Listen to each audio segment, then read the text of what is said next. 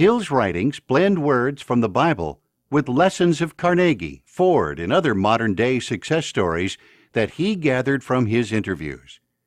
For his first issue of Napoleon Hill's Golden Rule magazine, Hill produced 48 pages, written and edited entirely by him. The printed copy was delivered to newsstands in January 1919. Hill had no money to back the magazine publication, making it even less likely to succeed. Yet it did. The first issue was so popular that it went through 3 print runs.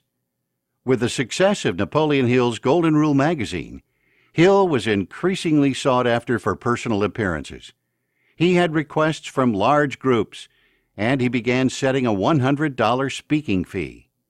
On one speaking assignment in Davenport, Iowa, where he was to lecture to 2,000 students, Hill refused his usual $100 speaking fee and was rewarded with $6,000 in subscriptions.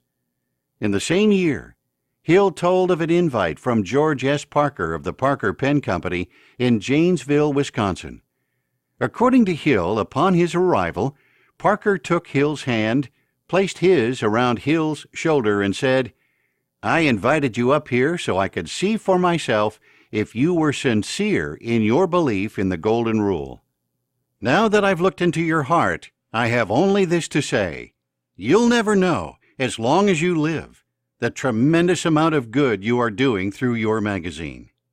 Hill admired others who had overcome adversity, and one of his first studies was of Samuel Smiles, who in 1859 wrote Self-Help, one of the first books in the personal development genre. For most of the people about whom Hill wrote, it took several years for them to succeed at their endeavors. One of his examples was Josiah Wedgwood, who perfected the process of making china.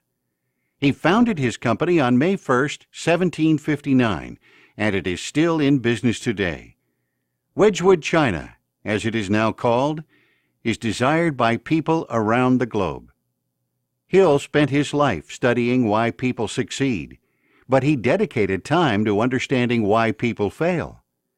Edward Bok, publisher of the acclaimed Ladies' Home Journal, was another man whose life Hill examined because he overcame adversity to ultimately succeed.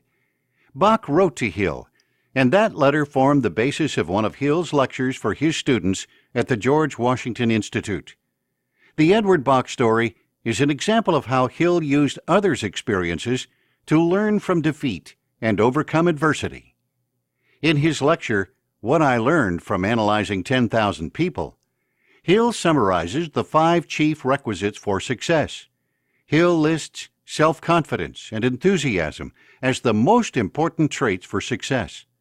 The third requisite needed for success was a definite working plan, or what he alternately refers to as a chief aim in life. Today we might use the term worthwhile goal. The fourth requisite was the habit of performing more service than you are actually paid for.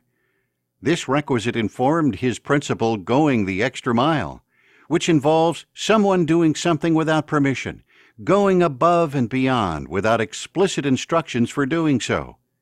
Hill listed concentration as the fifth requisite, advising that it is necessary for success in any undertaking.